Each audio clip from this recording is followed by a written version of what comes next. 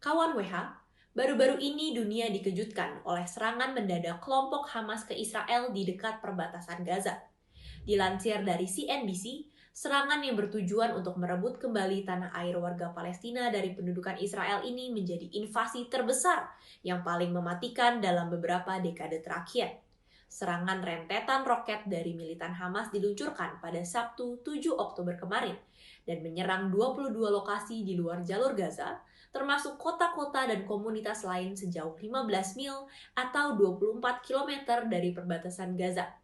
Dilansir dari AP News, Kementerian Kesehatan Gaza menyatakan setidaknya 8.796 warga Palestina, termasuk 3.648 anak-anak tewas akibat serangan ini. Lebih lanjut, AP News melaporkan bahwa militan Hamas diperkirakan menembakkan 2.200 roket ke arah Israel, termasuk Tel Aviv dan Yerusalem. Kemudian, 4 jam setelah serangan dimulai, Perdana Menteri Israel, Benjamin Netanyahu, secara resmi menyatakan bahwa negara tersebut sekarang berperang dengan Hamas. Ia juga bersumpah untuk menimbulkan akibat yang belum pernah terjadi sebelumnya. Pada 9 Oktober lalu, Israel Defense Forces mengumumkan penyerangan terhadap 130 sasaran di jalur Gaza. Mengutip dari VOA News, Menteri Pertahanan Israel, Yoav Gallant, memerintahkan pengepungan total terhadap Gaza dengan memutus aliran listrik ke wilayah tersebut. Tidak hanya itu, Israel juga memblokir bahan bakar dan makanan untuk memasuki wilayah ini. Dilansir dari VOA News, setelah berjalan 10 hari, ledakan besar terjadi di Rumah Sakit Al-Ahli.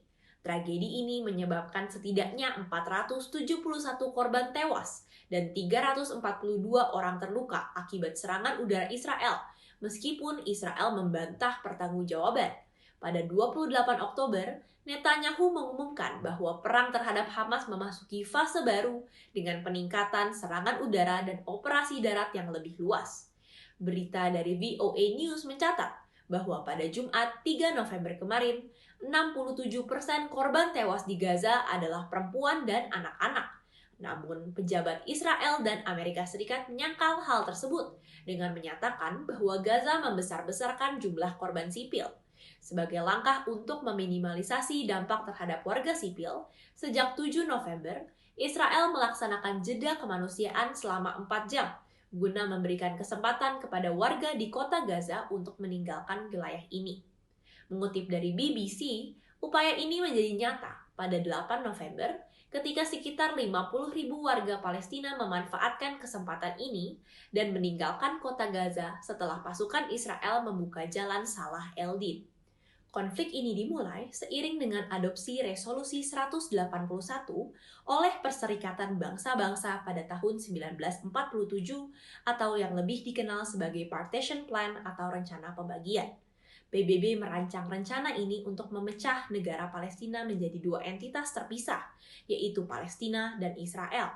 Setelah PBB mengeluarkan resolusi tersebut, sekelompok orang Yahudi mendeklarasikan kemerdekaan sebagai Israel. Akibatnya, setengah populasi orang Palestina di wilayah Israel terpaksa mengungsi ke negara-negara Arab tetangga. Konflik Israel-Palestina terus bereskalasi sejak itu. Kepala Hak Asasi Manusia PBB, Volker Turk, dan Sekretaris Jenderal PBB, Antonio Guterres, mengekspresikan keprihatinan terhadap korban sipil dalam insiden ini. Dilansir dari CNBC, PBB dengan jelas melarang serangan terhadap rumah sakit, sekolah, dan klinik. Mereka mengatakan bahwa masyarakat sipil seharusnya tidak menjadi target dan perlindungan sesuai hukum kemanusiaan internasional sangat diperlukan. Kemudian, mengutip dari CNN, Majelis Umum PBB mengadakan sidang umum yang berlangsung pada Jumat 27 Oktober untuk menyetujui resolusi gencatan senjata di Gaza. Mereka juga menuntut akses tanpa hambatan untuk bantuan kemanusiaan dan perlindungan sipil di jalur Gaza. Resolusi ini diambil setelah pemungutan suara dengan hasil sebagai berikut. 120 negara setuju, 45 negara abstain, dan 14 negara menolak. Dewan Keamanan PBB juga telah beberapa kali mengadakan pemungutan suara untuk menghasilkan resolusi yang mengikat. Namun hingga saat ini belum mencapai kesepakatan apapun. Pada Senin 16 Oktober, DKPBB melakukan pemungutan suara untuk resolusi Rusia terkait konflik Israel-Palestina yang menyerukan gencatan senjata dan bantuan kemanusiaan. Resolusi ini ditolak akibat tidak mencapai minimal suara. Dilansir dari CNN, hanya 4 negara yang setuju, 6 negara abstain, dan 4 negara lainnya menolak. Kemudian, DKPBB kembali menggelar pemungutan suara untuk resolusi Brazil pada Rabu 18 Oktober kemarin. Usulan Brazil tersebut menyatakan DKPBB mengutuk seluruh kekerasan terhadap warga sipil serta tindakan terorisme dan menyerukan bantuan kemanusiaan. Mengutip dari CNN, resolusi ini tidak disetujui akibat hak veto yang digunakan oleh Amerika Serikat. Beberapa hari setelah memveto usulan tersebut, Amerika Serikat mengajukan resolusi pada Sabtu 21 Oktober. Resolusi yang dirancang Amerika Serikat tersebut menyerukan jeda kemanusiaan untuk akses bantuan kemanusiaan, perlindungan terhadap warga sipil, dan penghentian pemberian senjata kepada Hamas. Resolusi ini diveto oleh Rusia dan Tiongkok. Dikutip dari CNN, Duta Besar Tiongkok untuk PBB, Zhang Jun, menyatakan bahwa resolusi tersebut tidak mencerminkan seruan terkuat di dunia untuk mengakhiri pertempuran. Sementara itu, Duta Besar Rusia untuk PBB, Vasily Nebenzia, mengatakan bahwa resolusi AS akan memberi kewenangan serangan Israel, padahal banyak anak-anak terbunuh di Gaza. Indonesia juga turut memainkan peran dalam mendukung Palestina. Pada 11 November, Presiden Indonesia, Joko Widodo, mengadakan pertemuan dengan Presiden Palestina, Mahmud Abbas, di Riyadh, Arab Saudi. Mengutip dari Kompas, dalam pertemuan ini, Jokowi menyatakan keprihatinannya secara langsung kepada Abbas terkait kondisi Gaza saat ini. Jokowi juga meminta Abbas untuk tidak sungkan menyampaikan kebutuhan bantuan kepada pemerintahan Indonesia. Kemudian, Kompas juga memberitakan bahwa Tentara Nasional Indonesia Angkatan Laut juga telah menyiapkan 1 kapal bantuan rumah sakit untuk dikirim ke Palestina guna merawat pengungsi korban perang di Palestina. Dukungan yang diberikan Indonesia mendapatkan respon baik oleh Abbas dengan menyampaikan apresiasi atas komitmen Indonesia dalam mendukung Palestina. Untuk memperdalam pembahasan ini, tim Warta Himahi mewawancarai akademisi yang ahli dalam bidang kebijakan luar negeri, yaitu Adrianus Harsawaskita. Selamat siang teman-teman semuanya. Di sini saya bersama dengan Mas Adri, salah satu dosen dari Hubungan Internasional, dan di sini kita akan membahas sedikit tentang konflik Israel-Palestina yang sedang panas di media dan juga dibahas dalam isu-isu hubungan internasional ya Mas. Mulai dengan pertanyaan pertama ya, apakah selama ini kan ada Dewan Keamanan PBB yang seharusnya memiliki peran untuk bisa mengatasi isu-isu dan konflik-konflik yang berada di dunia internasional ya Mas. Nah, di dalam Dewan Keamanan PBB pun memiliki anggota yang memiliki hak veto.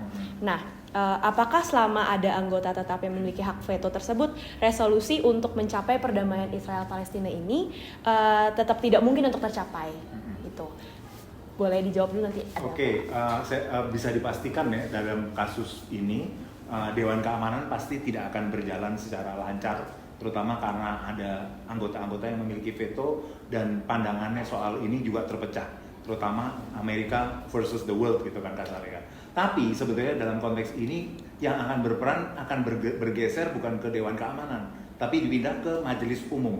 Dan skenario berikut mungkin bukan lewat Dewan Keamanan, tapi lewat resolusi Majelis Umum, Jadi itu salah satu pemecahannya supaya dalam hal ini supaya PBB masih dianggap tetap relevan.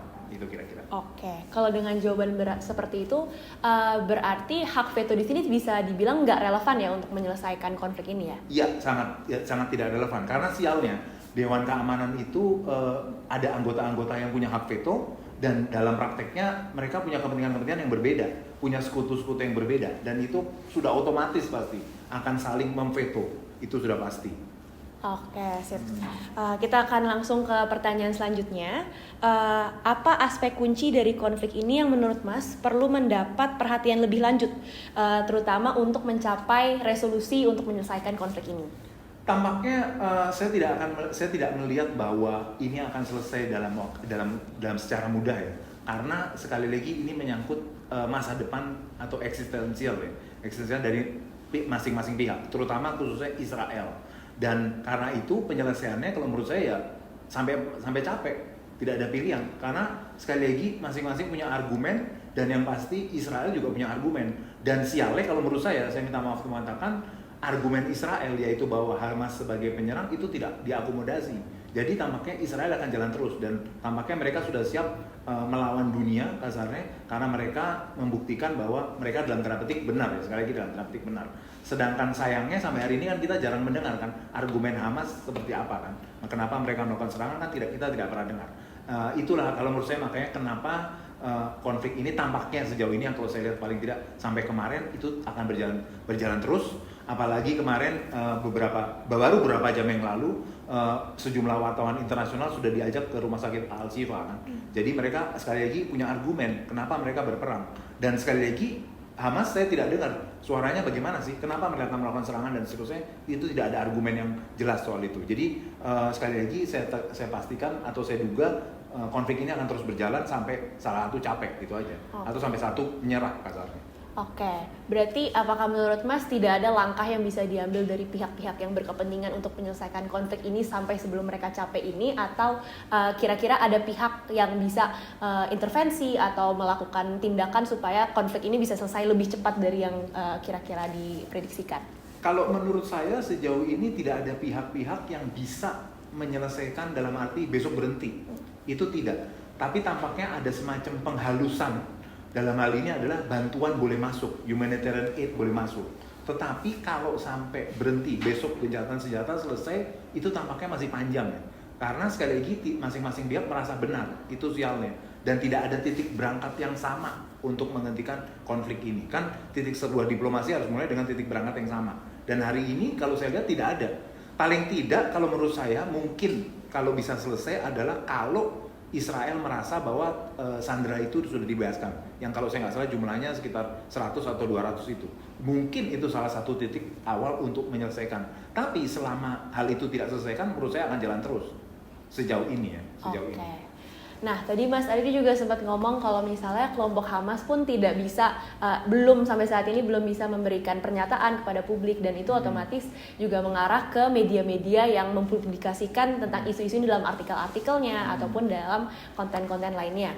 Nah, berarti kalau gitu kita bisa lihat kalau di artikel ataupun konten yang dipublikasikan selama ini lebih banyak pro Israel ya, pro Barat. Nah, kalau misalnya kayak gitu, kira-kira menurut Mas, apakah media massa ini memiliki peran yang penting dalam penyelesaian konflik ini? Kalau menurut saya pertama-tama harus tegaskan dulu ya, kalau dibilang pro Israel malah menurut saya enggak ya. Sebagian media massa malah agak dalam tanda petik anti Israel. Makanya sebetulnya ini kalau mau jujur sebetulnya anti Israel. Termasuk BBC kemarin, saya lupa pejabat Israel memang shame on you dia bilang. Karena Anda kok nggak nyebut ya, kami melakukan tindakan itu karena apa? Termasuk tentu saja kalau Indonesia, saya balik ke Indonesia sedikit, Indonesia medianya takut untuk pro Israel, itu pasti ya. Ada beberapa media yang saya tahu di belakangnya sangat takut untuk ngomong anti Israel, pro Israel karena terkait dengan pemilu 2024. Jadi media itu supaya nggak ditinggalkan maka harus sangat anti, dan kecenderungannya saya lihat jadi agak apa ya, jadi agak bias gitu. Jadi di Indonesia saya pastikan medianya sebagian besar anti Israel. Kemudian secara internasional kalau disebut sebagai pro Israel menurut saya sangat sedikit ya. Media yang sangat pro Israel sangat sedikit, terang-terangan itu sangat sedikit. Mungkin yang agak berimbang justru media-media di Amerika. Kenapa berimbang? Karena di Amerika sendiri itu negara demokratis, ada beberapa pro Israel maupun anti Israel itu diakomodasi. Jadi justru negara yang demokratis atau yang berimbang justru media di Amerika. Itu yang menurut saya justru agak, dalam tanda petik saya agak tenang, ada baca data-data yang cukup berimbang. Tapi secara umum saya lihat memang kalau saya baca potongan-potongan berita sangat anti Israel, secara umum sangat anti Israel, terutama dari framing tentang serangan terhadap rumah sakit. Saya bukan membenarkan serangan itu ya, tapi paling tidak itu sudah menunjukkan bahwa hal-hal itu yang sangat ditekankan. Itu kan sebuah bentuk framing juga kan, saya percaya kan. Jadi yang negatif saja yang ditekankan. Tapi sekali lagi saya tegaskan bahwa peristiwa-peristiwa yang terjadi tanggal 7 Oktober itu dalam tanda petik agak dikesampingkan dan dilupakan. Kebetulan saya juga nonton yang peristiwa 7 Oktober itu seperti apa. Kalau menurut saya sih buas juga ya serangan itu ya. Bagaimana orang ditembak dengan gampangnya dan seterusnya. Sekali lagi saya tidak melihat itu di media. Yang saya lihat gambar-gambar sampai hari ini, gambar-gambar bayi yang badannya kotor karena perang dan seterusnya. Tapi tanggal 7 Oktober itu tidak kelihatan gambar tanggal 7 Oktober itu. Dan itu yang menurut saya, kesimpulan saya menyatakan bahwa media sebagian besar adalah anti Israel. Makanya sekarang ketakutan dari sejumlah negara adalah munculnya antisemitisme kan. Karena itu, faktor itu. Oke. Nah, dengan portrayal di media tersebut, apakah konten-konten tersebut dapat mempengaruhi pembuatan keputusan dari negara-negaranya, Mas? Kalau mempengaruhi pengambilan keputusan secara langsung itu tidak pasti. Tapi biasanya lewat opini publik. Kalau opini publiknya lalu condong kepada pilihan tertentu, akhirnya pengambil keputusan mengambil berdasarkan pilihan publik itu. Tapi kalau langsung itu saya rasa tidak. Saya rasa. Oke, berarti kalau misalnya untuk yang media lebih ke bagaimana media ini akan mempengaruhi opini publik yang kemudian akan berpengaruh pada pengambilan keputusan. Oke. Baik, sekian pertanyaan dari kami dan terima kasih Mas Adri sudah menjawab pertanyaan-pertanyaan kami. Oke, terima kasih. Terima kasih. Oke, mungkin tadi Mas Adri juga sempat ngomong tentang antisemitisme. Mungkin boleh dijelasin sedikit Mas, antisemitisme atau semitisme itu sendiri itu apa Mas? Ya pada intinya ya, kita nggak boleh lupa kenapa saya mengangkat isu antisemitisme adalah bahwa masuknya Israel ke Palestina itu sebetulnya kan didorong oleh sikap antisemitisme kan? Anti-Yahudi tepatnya, dipersempit jadi anti-Yahudi, di mana anti-Yahudi itu terjadi sekitar abad ke-18 tahun 1800-an. Terjadi berbagai pembantaian orang Yahudi, bukan Holocaust ya, bukan Holocaust. Kemudian yang mengakibatkan muncullah apa yang namanya Kongres Zionis pertama yang dilatar belakangi oleh itu. Jadi orang Yahudi waktu itu merasa bahwa kita tempatnya bukan di Eropa, tapi kita harus balik lagi ke apa yang namanya tanah terjanji itu. Itu adalah kata kunci yang sering dilupakan. Jadi kenapa sampai hari ini orang Yahudi, saya minta maaf agak bias mungkin dalam hal ini, kenapa orang Israel itu pembalasannya luar biasa? Karena itu pengalaman historis. Mereka pernah mengalami peristiwa yang luar biasa sehingga mengakibatkan mereka lari ke Palestina, ke wilayah apa yang namanya Palestina sekarang, termasuk Gaza, termasuk Israel sekarang, dan termasuk tepi barat itu sekarang. Itu yang sekali lagi sayangnya menurut saya tidak terlalu baik diangkat, terlalu agak dikesampingkan. Dan inilah yang saya ingin garis bawahi juga. Sebetulnya ini justru antisemitisme itu justru bukan di negara-negara Timur Tengah, asalnya ada di negara-negara Eropa.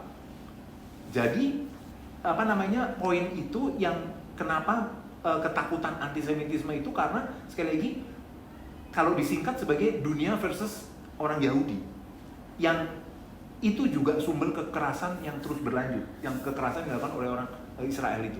Saya bukan mengatakan bahwa tindakan Israel betul ya, tapi kita jangan lupa ini adalah poin kita di mana kita kurang belajar sejarah. Kita cuma melihat peristiwa tahun 2000 ke sini, kita lupa bahwa peristiwa itu panjang. Kenapa sampai muncul peristiwa itu? Kenapa sampai ada orang Yahudi di Israel sekarang, di wilayah Israel sekarang atau wilayah Palestina sekarang? Itu sejarah panjang. Dan di situ kita lupa bahwa sebetulnya sumber masalahnya adalah penjajahan Inggris. Penjajahan Inggris atau yang saya ingin kembalikan sebagai sebagai orang HI ya, bahwa itu adalah bagian dari Great Power Politics. Orang selalu menyebut bahwa orang Inggris itu membela orang Yahudi lewat namanya Deklarasi Balfour November 1917. Padahal tidak tepat. Kenapa orang waktu itu Perdana Menteri Inggris David Balfour itu mendukung James atau David Balfour, saya lupa namanya, Balfour pokoknya, itu mendukung orang Yahudi kembali ke Palestina. Itu bukan karena dia pro Yahudi, karena itu bagian dari bahwa supaya orang Yahudi, komunitas Yahudi khususnya waktu itu Chaim Weizmann itu menemukan sejenis dinamit. Dan dinamit itu mengakibatkan Inggris dalam tanda petik agak unggul terhadap Jerman. Jadi intinya adalah bahwa Balfour Declaration itu adalah sebuah hadiah, dalam petik hadiah. Waktu dia tanya ke Chaim Weizmann, saya lupa Perdana Menteri Inggris atau Menteri Luar Negeri Inggris, tanya, saya mau kasih hadiah apa? Anda mau terima hadiah apa? Kalau gitu saya mau hadiah buat rakyat saya, our people. Hadiahnya apa? Kembali ke Palestina. Makanya surat itu dikasih.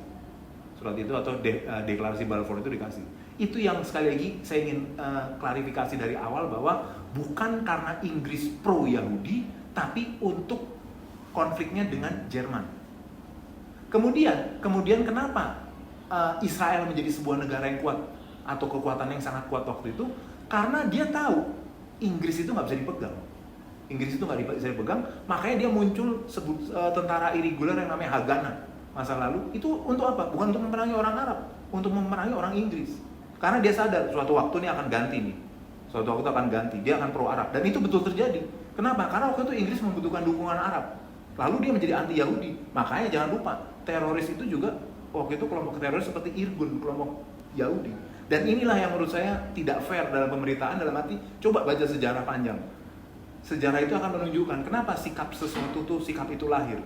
Ini yang perlu. Jadi saya bukan, sekali lagi saya bukan mengatakan bahwa Israel benar ya, saya bukan mengatakan benar, tapi coba baca sejarahnya panjang, pahami kenapa terjadi kekerasan ini, karena ini soal existential threat buat mereka. Ini adalah soal survival. Ini yang harus dipahami. Dari situ kita juga akan bisa fair dalam konteks pertarungan dengan Palestina. Palestina itu lalu apa? Palestina juga bangsa yang sekali lagi tersingkirkan. Jadi ini sebetulnya pertarungan dua bangsa yang adu kuat untuk tetap tinggal di satu tempat. Dan kita tahu mana yang menang, mana yang kalah. Itu poinnya, intinya. Oke. Tadi kan Mas Adi juga bilang kenapa Israel melakukan tindakan-tindakan kekerasan tersebut.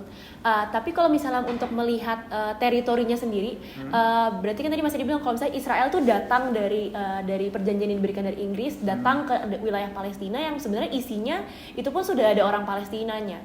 Berarti apakah wilayah Gaza, wilayah di Palestina itu sendiri adalah milik Palestina yang kemudian direbut oleh Israel atau kebalikannya, Mas? Nah, itu poin yang sebetulnya itu adalah kasus sehari-hari kita ya. Kalau Anda tahu, sekarang di negara kita, saya minta maaf menyebutkan, ada sejumlah masalah di mana tidak ada sertifikat tanah. Itu sebetulnya intinya itu. Dan jangan lupa, kalau kita analogikan hal itu dengan kasus Palestina, waktu itu tidak ada yang namanya negara loh di situ. Negara itu baru sekitar tahun 1945 ke atas. Waktu itu adalah bahwa itu adalah tanah yang ada penduduknya itu adalah gabungan antara orang Palestina, orang Yahudi dan orang Arab. Kemudian orang Yahudi beremigrasi dari Eropa datang ke situ. Dan datang ke situ bukan dalam arti langsung saya rebut, enggak. Mereka beli. Dan duitnya dari mana? Dari Baron Edmund Rothschild. Dapat duit dari situ untuk beli tanah. Sampai muncul sejumlah keputusan dari Inggris untuk menghentikan pembelian tanah. Nah, ini kata kunci yang menurut saya menjadi penting, bahwa tanah itu dibeli. Bukan saya datang langsung bikin bendera. Itu yang dilakukan oleh Christopher Columbus. Christopher Columbus begitu. Saya datang ke Jamaika atau Karibia, daerah Karibia, lalu saya bilang saya penemu Amerika. Kan itu kata-kata Christopher Columbus. Tapi kalau Palestina tidak, orang Yahudi tidak. Dia beli dari komunitas Palestina di situ. Sehingga pembelian itu mengakibatkan makin banyak orang Yahudi di situ. Seingat saya dari angka 4% penduduk di wilayah itu, hanya 4% orang Yahudi, kemudian meningkat jadi 22% sampai menjadi 30 sekian persen dari 2 juta. Kemudian perang dan seterusnya yang akibatnya kemudian menjadi negara Israel itu. Kurang lebih seperti itu. Jadi intinya kata-kata kunci yang sering dilupakan adalah bahwa tanah itu menjadi kekuasaan Israel pada awalnya orang Yahudi itu karena dibeli. Itu yang tidak jujur, seolah-olah direbut. Direbut itu memang iya, tapi itu hasil perang tahun 48, tahun 56, dan tahun 67 dan seterusnya. Perang-perang itu yang akibatnya wilayah Israel itu makin luas. Itu betul. Itu yang saya ingin supaya kita semua paham lah. Terutama orang-orang yang punya background HI atau background sejarah Timur Tengah harus tahu supaya fair jujur sejarah itu. Kurang lebih gitu. Oke. Dan tadi Mas bilang kalau misalnya ada pembelian tanah dari Israel yang membuat dari Yahudi yang membuat mereka sebenarnya memiliki kepemilikan yang sah terhadap wilayah tersebut ya. Tapi kenapa masih ada nih orang-orang dari Palestina yang sampai sekarang menjadi kelompok Hamas gitu yang merasa kalau tanah yang sebenarnya seharusnya sudah dimiliki oleh Israel ini tetap masih wilayah mereka sampai akhirnya berujung ke konflik persatuan yang tadi muncul pada tanggal 7 Oktober kemarin, Mas. Nah, kalau itu karena sejarah yang terpotong tadi. Karena tanah, sekali lagi tadi saya bilang, sejarah Israel itu sebagai negara itu kan tahun 48, 14 Agustus 48 kalau saya nggak salah, saya lupa tepatnya, tapi tahun 48. Nah, waktu itu wilayah itu tidak ada yang namanya wilayah negara Israel. Kemudian tapi beberapa jam setelah kemerdekaan proklamasi, negara Arab menyerang. Dan waktu negara Arab menyerang, mereka bukannya menang, mereka malah Israel yang menang. Negara Israel yang menang dan wilayah mereka tambah luas. Dan sejarah itu yang dilihat. Karena pada tahun itu juga, tahun 48 itu, muncullah apa yang namanya orang Palestina sekarang menyebutnya sebagai Nakba, katastrofi. Itu yang menjadi sebuah argumen sampai hari ini bahwa Israel itu merebut tanah mereka. Padahal mereka merebutnya lewat perang. Dan perang itu karena invasi oleh orang Arab. Dan itu yang tidak mau diakui oleh sebagian besar orang Arab sekarang, bahwa Israel itu dapat lewat kemenangan lewat perang. Itu yang mereka malu untuk mengakui. Bahkan pernah, saya lupa tahun berapa itu, Yasser Arafat waktu itu mau dikasih tanah, mau dikembalikan Israel, tapi orang-orang Arab bilang tanah itu mereka rebut, kita juga harus dapetnya lewat merebut. Kan itu logika sederhana. Kalau kita kan sekarang nggak mau mengakui kan, sejarah kita mengatakan bahwa kita nggak kok, kemerdekaan kita bukan pemberian Jepang, tapi kita merebut. Nah, itu kata kunci yang tidak boleh kita lupakan. Jadi sebetulnya kita bicara Timur Tengah tuh kita bicara diri kita juga. Diri kita ada beberapa poin, terutama tadi soal tanah, soal kemerdekaan dan seterusnya. Jadi sekali lagi, sejarah itu adalah sejarah yang dipotong. Sejarah itu sejarah panjang, tapi cuma dilihat peristiwa tahun 48 dan 67. Itu poin saya. Oke, dan ini mungkin sebagai pertanyaan penutup ya Mas. Kalau melihat dari keberlangsungan perang ini, melihat sejarah panjang antara Israel, Palestina, dari kelompok Arab, kelompok Yahudi, menurut Mas, apakah tanah yang selama ini diperebutkan memang selayaknya jatuh kepada tanah Israel atau bagaimana Mas? Kita kembali kepada resolusi PBB, saya lupa, yang Majelis Umum ya, bukan DKPBB, yang dikeluarkan oleh Majelis Umum. Kita mengambil konsep two state solution. Jadi akan ada dua negara di Timur Tengah. Tinggal kita ribut soal kembali ke perbatasan 48 atau kembali ke perbatasan 67.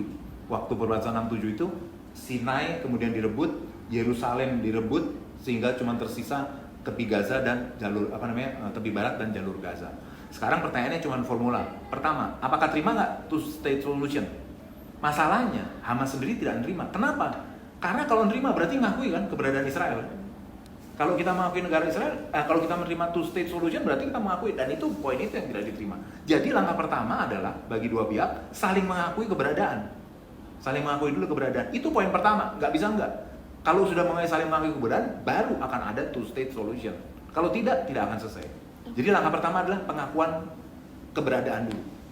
Itu. Oke, berarti kalau tindakan Hamas itu bisa dibilang sebagai act of defense menurut definisi mereka terhadap wilayah Palestina ya Mas? Ya, kalau tindakan Hamas agak lain lagi ya. Sebetulnya saya bisa memahami juga ya kenapa mereka marah. Kan Gaza itu kan bisa disebut sebagai open air prison, penjara yang terbuka. Kenapa? Karena itu Israel memblokade. Dan jangan lupa, yang memblokade Gaza itu bukan cuma Israel, tapi Mesir. Makanya kan dia megang kunci Rafah, perbatasan Rafah. Dia yang main buka tutup tuh. Bukan tutup di situ. Itu kenapa? Karena mereka sendiri Mesir punya pengalaman jelek juga dengan kelompok seperti Hamas, yaitu Ikhwanul Muslimin, kelompok persaudaraan Islam. Jadi Hamas itu dipandang mirip seperti itu. Mereka anti dengan kelompok-kelompok seperti itu, kelompok Islam yang dianggap radikal. Jadi intinya adalah bahwa kalau mau selesai atau minta maaf balik pertanyaan tadi, tindakan Hamas di satu sisi bisa dimengerti loh. Bisa dimengerti dalam arti kenapa mereka melakukan kekerasan, karena mereka sudah dalam tanda petik kalap gitu ya. Mereka sudah tertekan, rakyatnya sudah diblokade, kita tahu yang listrik dan air itu nyalanya disetel oleh Israel, dibuka tutup oleh Israel, bisa akhirnya ya jalan kekerasan satu-satunya. Tapi balik ke pertanyaan tadi awal, penyelesaiannya satu, saling mengakui. Kalau mau selesaikan secara damai abadi, itu cuma saling mengakui. Kalau sudah saling mengakui, maka akan terjadi dalam tanda petik paling tidak perdamaian yang bisa menjadi perdamaian abadi. Yang walaupun itu sekali lagi itu utopis ya, sesuatu yang utopis. Karena dengan peristiwa kemarin yang kita tidak boleh lupa adalah bahwa terjadi kebencian yang makin dalam. Yang kita mungkin tidak tahu adalah atau tidak banyak dibahas adalah bahwa orang Palestina sekarang makin paling anti sama Yahudi karena melihat bagaimana bayi diperlakukan. Tapi jangan lupa orang Israel sendiri juga makin siap perang untuk tanah mereka. Karena mereka melihat perlakuan atau serangan tanggal 7 Oktober itu. Itu yang sekarang makin repot. Tapi intinya sekali lagi, coba saling mengakui dulu. Itu adalah langkah paling dasar untuk penyelesaian di Timur Tengah ini. Siap. Oke, terima kasih banyak Mas Adri atas jawaban-jawabannya yang sangat-sangat insightful tadi. Iya, semoga berguna. Terima kasih. Oke. Kawan WH, sekian rangkuman konflik Israel dan Palestina hingga saat ini.